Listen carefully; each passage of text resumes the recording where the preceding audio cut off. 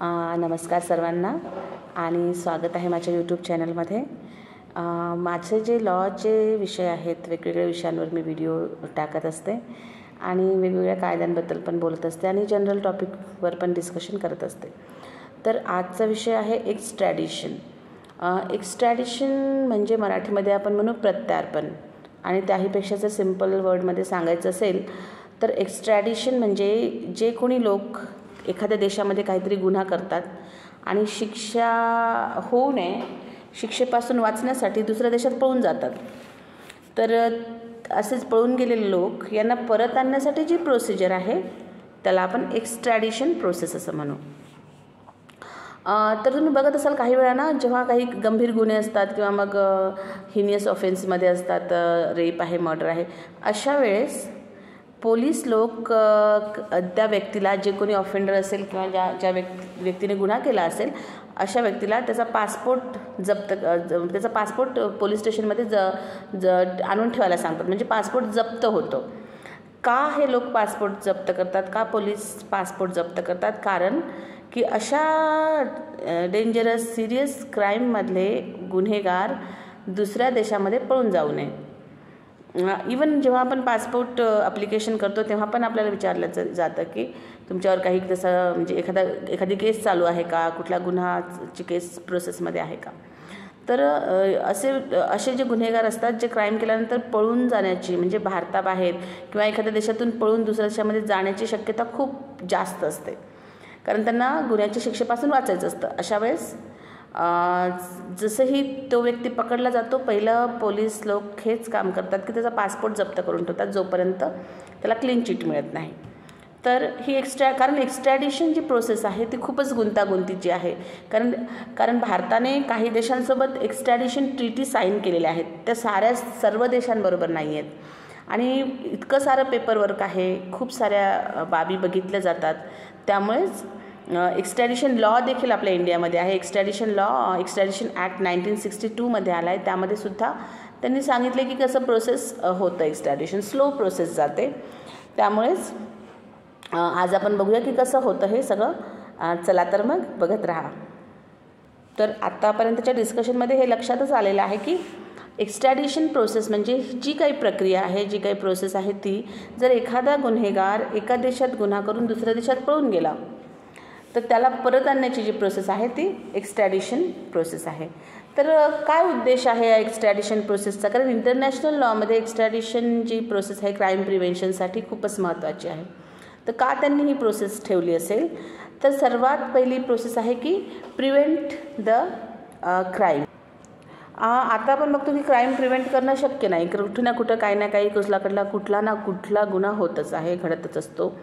तर हे शक्य नसताना जर एखादा गुन्हा झाला आणि एखादा व्यक्ती पळून जात असेल देशामधून, तर त्याला पळून जाण्याच्या आधी जर तो सापडला तर ठीक आहे, पण जर नाही सापडला तर समजा एखादी व्यक्ती पळून जाण्यामध्ये यशस्वी झाली, गुन्हा केला, खूपच सिरियस गुन्हा केला आणि त्याला तो ट्रॅक झाला नाही, म्हणजेच इन्व्हेस्टिगेशन चालू असताना तो देशाबाहेर पळून गेला. मग नंतर कळालं की त्यानेच हे सगळं केलेलं आहे, हे सर्व डिटेक्ट झालं, सर्व इन्व्हेस्टिगेशन झाली, मग त्याला परत आणायचं आहे.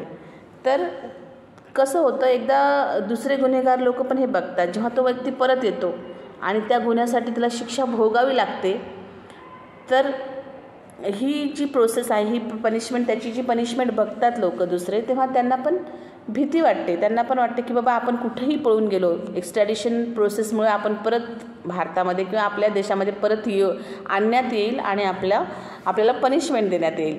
सो ही एक डिटरंट पण थेअरी आहे. कारण डिटरंट म्हणजे कसं, दुसऱ्या लोकांना पण याची भीती बसते. कारण जर एक्स्ट्रॅडिशन नसतं तर काय झालं असतं की खूपशा लोकांनी खूप सारे क्राईम्स केले असते आणि ते क्राईम झाल्यानंतर ते लगेच दुसऱ्या देशात पळून गेले असते. त्यांना माहिती आहे की आता ह्या देशामध्ये आपण नाही आहोत, तर आपल्याला तो क्राईम पण कोणी पकडणार नाही, कोणी पकडून नेणार नाही.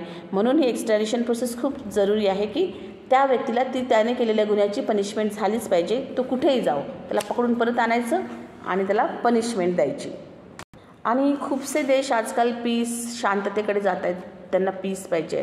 तर हे जे पीस कसं मेंटेन होईल, तर हे जे व्यक्ती आहेत, जे गुन्हेगार आहेत, ते इकडून तिकडं पळून गेले, त्यांना परत त्यांच्या होम कंट्रीमध्ये आणून शिक्षा दिल्यास हे टेरिटोरियल पीस मेंटेन होईल. नाहीतर कोणीही कुठलाही गुन्हा करून कुठेही पळून जाईल तर मग त्यांना नाही वापस आणता आलं तर हे एक प्रॉब्लेम आहे. अजून एक हेतू आहे एक्स्ट्रॅडिशनचा की इंटरनॅशनल कोऑपरेशन, म्हणजे वेगवेगळ्या देशांनी ज्या ज्या देशांमध्ये ट्रीटी साईन झाल्या आहेत एक्स्ट्रॅडिशनच्या ते एकमेकांना सहकार्य करायला त्या ट्रीटी त्यांनी साईन केलं आहे किंवा ते ॲग्रीमेंट त्यांनी साईन केलं आहे. तर मग जेव्हा त्या देशामधले क्रिमिनल्स एकमेकांच्या देशामध्ये पळून जातात तेव्हा हे सोपं जातं, कारण ते ट्रीटी आहे की आम्ही असा क्राईम आहे तर त्या व्यक्तीला परत पाठवण्यात येईल. तर या एक्स्ट्रॅडिशन प्रोसेसमध्ये काही प्रिन्सिपल आहेत जे प्रिन्सिपल पाळले जातात आणि त्यांना बघितलं जातं. जर नंबर 1चं प्रिन्सिपल आहे डबल क्रिमिनॅलिटी. डबल क्रिमिनॅलिटी म्हणजे कसं आहे बघा, आता जे 2 देश आहेत, म्हणजे ज्या देशामध्ये गुन्हा झाला आणि ज्या देशामध्ये तो क्रिमिनल पळून गेला, तर त्या दोन्ही देशामध्ये तो गुन्हा पनिशेबल असला पाहिजे. समजा तो गुन्हा ज्या देशामध्ये जो गुन्हा झाला आणि तो व्यक्ती अशा देशामध्ये पळून गेला ज्या देशामध्ये तो गुन्हा पनिशेबल नाही आहे, तर काय होईल, तिथल्या तो देश या व्यक्तीला त्या गुन्ह्यासाठी परत पाठवणार नाही, कारण त्या देशामध्ये हा गुन्हा पनिशेबलच नाही आहे. म्हणून डबल क्रिमिनॅलिटी असायला पाहिजे, जसं की दोन्ही देशामध्ये तो गुन्हा पनिशेबल असला पाहिजे, तेव्हाच त्या व्यक्तीला म्हणजे त्याला प्रत्यार्पण करण्यात येईल, त्याला पाठवण्यात येईल दुसऱ्या देशामध्ये. दुसरं एक प्रिन्सिपल आहे डबल जिओपार्डी. डबल जिओपार्डी म्हणजे एकाच व्यक्तीला सेम गुन्ह्यासाठी पुन्हा पुन्हा शिक्षा नाही देता येणार. तर समजा एखाद्या व्यक्तीने काहीतरी गुन्हा केला आणि तो दुसऱ्या देशात पळून गेला, तर इश्यू असा आहे की त्याला शिक्षा झाली, तिकडे गेल्यानंतर त्याने सेम गुन्हा तिकडे पण गेल्यानंतर केला आणि त्याला शिक्षा झाली, तर ती शिक्षा त्याने पूर्ण भोगली. पण आता ज्या देशामध्ये हा गुन्हा झाला होता आधी, तो देश पुन्हा त्याला मागतो आहे त्या व्यक्तीला की त्या सेम गुन्ह्यासाठी त्याला शिक्षा देण्यासाठी, तर सेम गुन्ह्यासाठी त्या व्यक्तीला डबल शिक्षा नाही होणार. हेच डबल जिओपार्डी प्रिन्सिपल आहे, जे कॉन्स्टिट्यूशनमध्ये पण सांगितले की एकाच गुन्ह्यासाठी 2दा पनिशमेंट कुणाही व्यक्तीला नाही देता येत. त्याच्यानंतर अजून एक प्रिन्सिपल आहे प्रिन्सिपल ऑफ स्पेशालिटी. स्पेशालिटी म्हणजे काय की जसं आता समजा एक व्यक्ती गुन्हा करून दुसऱ्या देशात निघून गेली, म्हणजे त्याने मर्डर केला समजा, हा एक स्पेशल गुन्हा आहे. रेप हा डिफरंटली गुन्हा, म्हणजे तो एक स्पेशल गुन्हा आहे. हिनियस क्राईममध्ये ग्रीवियस हर्ट ऑल्सो स्पेशल गुन्हा, म्हणजे जो गुन्हा केला असेल ना त्या गुन्ह्यासाठीच त्या व्यक्तीला मागावं. म्हणजे आता हिने मर्डर इकडे केला आणि त्या दुसऱ्या देशात निघून गेली ती व्यक्ती, आणि मग ज्या देशात गुन्हा झाला तिथल्या ऑफिसर्स लोकांनी त्या व्यक्तीला मर्डरसाठीच मागावं, म्हणजे मर्डरच्या गुन्ह्याच्या पनिशमेंटसाठी त्या व्यक्तीला परत मागावं. असं नाही की त्या व्यक्ती इथे मर्डर करून गेलेली आहे, त्या व्यक्तीला परत बोलवलं आणि त्याच्यावर मर्डरचे पण चार्ज लावलेत, पुन्हा कुठलं डिफरंट दुसरे कुठले जे क्राईम त्याने नाही केलेलं आहे त्याचे पण चार्ज लावले आणि मग त्याला टार्गेट केलं. असं नाही, ज्या क्राईमसाठी रिक्वेस्ट तुम्ही करताय त्याच क्राईमची पनिशमेंट त्याला इकडे आल्यानंतर द्यायला पाहिजे. हा एक प्रिन्सिपल ऑफ स्पेशालिटी आहे, म्हणजे जो क्राईम त्याने केला तिकडे जाऊन इकडे येऊन त्याला त्याच क्राईमची शिक्षा मिळायला हवी. तर या एक्स्ट्रॅडिशन प्रोसेसमध्ये काही लॅक्युना आहेत. लॅक्युना म्हणजे कमी, काही दोष आहेत, काही ड्रॉबॅक म्हणू आपण, ते आहेत. तर कसं ही प्रोसेस फारच लेंदी आहे, खूप लांब प्रोसेस आहे, खूप सारं पेपरवर्क आहे, त्यामुळे खूप सारा वेळ जातो, वर्ष जाऊ शकतात ह्या एक्स्ट्रॅडिशन प्रोसेसमध्ये. म्हणून हा एक ड्रॉबॅक असतो. जो व्यक्ती क्राईम करून निघून जातो खूप साऱ्या वर्ष तो तिकडे दुसरीकडे सेटल पण होऊन जाईल, पण हा एक्स्ट्रॅडिशन प्रोसेसमध्ये त्याला परत इकडे आणण्याला खूप वेळ जातो, त्यामुळे हा एक ड्रॉबॅक किंवा लॅक्युना आपण म्हणूया. दुसरी जी कमी आहे एक्स्ट्रॅडिशन प्रोसेसमध्ये डबल क्रिमिनॅलिटी. म्हणजे बघा आता काय होईल, व्यक्ती कसं करतं की जो गुन्हा व्यक्ती करेल इकडे या एका देशामध्ये, तो गुन्हा ज्या देशामध्ये पनिशेबल नाही आहे असा देश तो व्यक्ती शोधतो आणि त्याच देशामध्ये पळून जातो.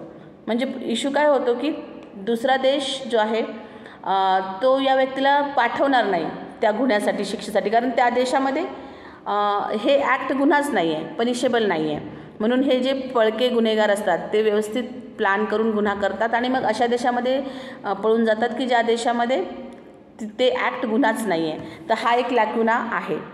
पुन्हा अजून एक लॅक्युना आहे जो की जो की पॉलिटिकल ऑफेंडर्सबद्दल आहे, जे की पॉलिटिकल क्रिमिनल आहेत, पॉलिटिकल ऑफेन्सेस होतात, त्यासाठी एक्स्ट्रॅडिशन खूप साऱ्या देशामध्ये एक्स्ट्रॅडिशन प्रोसेस नाही आहे. कारण पॉलिटिकल जे आहेत नेते आहेत सगळे, त्यांनी जर कुठलाही गुन्हा केला तर त्यांच्यावर सहसा वेगवेगळे असं एक्स्ट्रॅडिशन हे ते नाही लागत. त्यामुळे हे पण एक ड्रॉबॅक आहे. आणि लास्टली आपण म्हणूया की इंडियाने खूप कमी देशांसोबत एक्स्ट्रॅडिशन ट्रीटी साईन केली आहे, एक्स्ट्रॅडिशन ॲग्रीमेंट साईन केलेलं आहे. पूर्ण खूप साऱ्या देशांसोबत नाही साईन केलं आहे. त्यामुळे एक्स्ट्रॅडिशनची प्रोसेस ज्या देशासोबत ॲग्रीमेंट साईन केलं तिथेच लागू होते, जिथे साईन नाही केलं तिथे मग ते खूप सारं प्रॉब्लेमॅटिक होऊ शकतं. तर एक्स्ट्रॅडिशनवर केसेस काय तर आपण बघूया. एक्स्ट्रॅडिशनवर भरपूर केसेस आहेत, पण जर आपल्याला बघायचं असेल तर खूप फेमस केस म्हणूया आपण वीर सावरकर, विनायक दामोदर सावरकर यांची केस. त्यांना जेव्हा मंडालेच्या तुरुंगात टाकण्यात आलं होतं तेव्हा त्यांना निघायचं होतं तिथून, पण त्यांना नाही निघता येत होतं. एक्स्ट्रॅडिशन प्रोसेस नव्हती होत, काहीच नव्हतं होत त्यावेळेस. तर मग त्यांनी सुटका कशी करून घेतली तर ते समुद्रात पोहून ते निघून गेले दुसरीकडे. हा भाग वेगळा, पण त्यांची विनायक दामोदर सावरकरांची केस एक्स्ट्रॅडिशन केसमध्ये येऊ शकते. अगेन आता जस्ट रिसेंट केसमध्ये बघायचं असेल तर आपल्याला 1-2 केसेसचे उदाहरण आपण घेऊ शकतो एक्स्ट्रॅडिशन लॉ संबंधात. जसं की विजय माल्या ची केस आहे आणि नीरव मोदी. विजय माल्या आणि नीरव मोदी हे 2 असे व्यक्ती आहेत की जे भारताच्या बाहेर निघून गेलेत आहेत आणि एक्स्ट्रॅडिशन प्रोसेस चालू आहे. त्यांना परत आणण्याची प्रोसेस किती साऱ्या वर्षापासून चालू आहे, पण अजूनही सक्सेस आलेलं नाही आहे. तर ह्या 2 केसेस आपण एक्स्ट्रॅडिशनच्या बघूयात. जर कसं वाटलं, हा व्हिडिओ थोडासा लांब झाला आहे, पण नक्की सांगा, सबस्क्राईब करा आणि बघत राहा. थँक्यू.